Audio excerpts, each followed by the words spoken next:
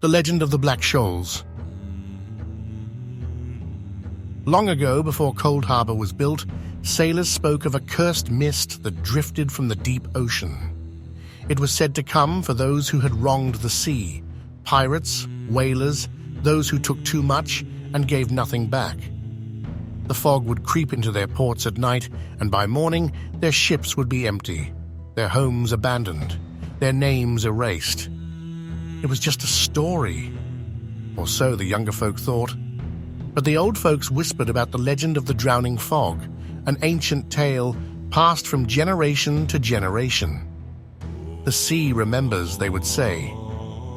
The tale had started with the catch in the 1700s. The sea had been generous for years, giving more fish than the village of Coldharbour could ever need. But one night, a storm blew in, and the waters turned against them. The nets came up empty. Boats returned with nothing but seawater sloshing in their holds. Days turned to weeks and the hunger set in, Then Elias Moorcroft, the wealthiest man in the village, suggested they take what was hidden. There was a place beyond the cove, a stretch of water the old fishermen refused to sail.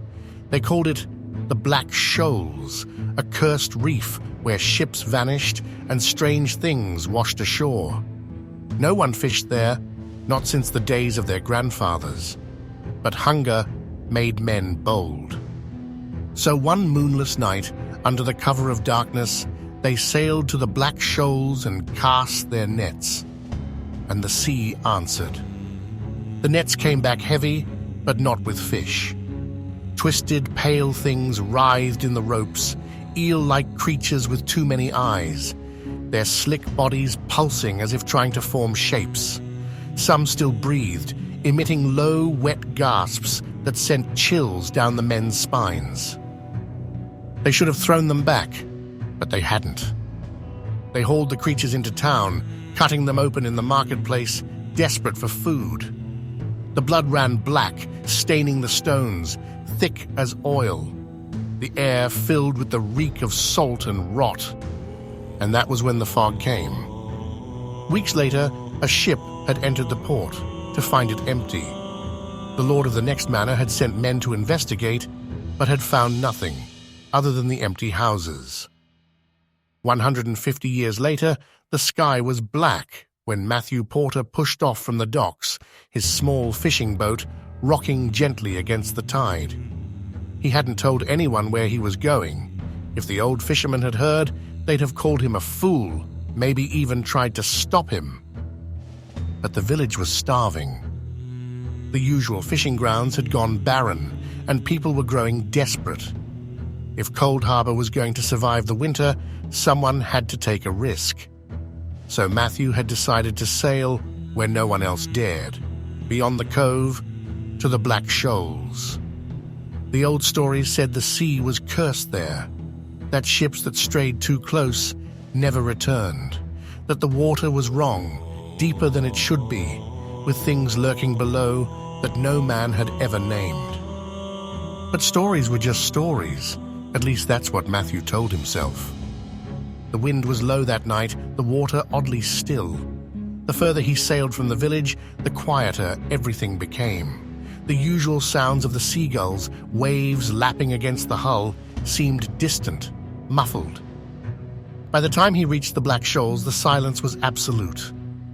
He hesitated before casting his net, glancing over his shoulder as if expecting to see someone or something watching him. The shoreline was gone, swallowed by darkness. Even the lighthouse beams struggled to reach him, its glow dim and hazy. Matthew swallowed hard and went to work.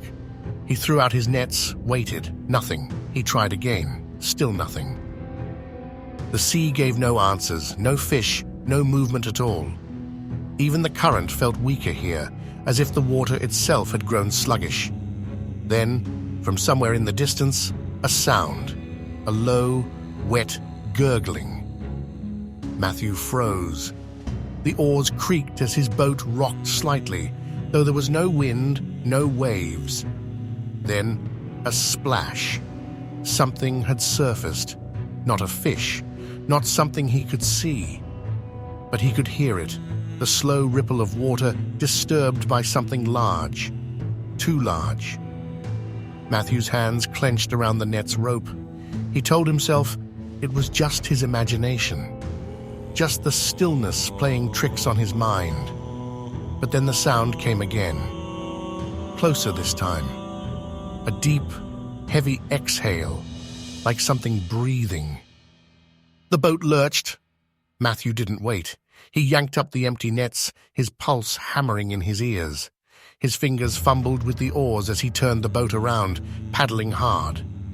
He told himself he was imagining the shape in the water, the dark mass just beneath the surface. He told himself it was just exhaustion, making him think the mist rolling in was moving against the wind. But he didn't stop rowing until he saw the village lights again. The fog rolled in thick that night, swallowing the village whole. At first, the remaining villagers tried to go about their lives. The fishermen still cast their nets, though their catches dwindled. The tavern still opened, though fewer and fewer patrons arrived.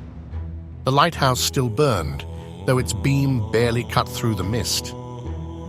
Matthew had seen plenty of eerie mists settle over the coast before, but nothing like this. It came in fast, swallowing the fishing boats, the shoreline, and the old cobbled streets in a matter of minutes. Even the lighthouse beam, normally cutting through the night like a blade, was struggling against the gloom. Something about it felt wrong. Matthew pulled his coat tighter around him as he walked home from the docks. The village of Coldharbour was quiet, too quiet. No gulls cawed from the rooftops, no wind whistled between the houses. Even the usual scent of brine and fish had faded beneath the heavy, damp air. Then he heard it, a sound from the fog. It wasn't footsteps, not the shuffle of a drunk fisherman heading home from the tavern, nor the scampering of a stray cat. It was wet, slithering, a dragging sound, like something heavy being pulled across the stones. Matthew stopped, his breath caught in his throat. "Hello!" he called out. His voice felt small in the vast, swallowing silence. The sound stopped. Then, a low, gurgling growl, like something trying to form words, but failing. Matthew took a step back. His instincts screamed at him to run, to get off the street and behind a locked door. Something loomed in the fog ahead, just a shifting outline, barely visible. It was big, bigger than any man. Then it moved. Matthew turned and bolted. The village was a twisting maze of alleyways and narrow streets, and Matthew ran them blind, trusting his feet more than his eyes. The fog blurred everything, distorting houses and lamps into formless shadows. He turned a corner, nearly losing his balance on the slick cobblestones.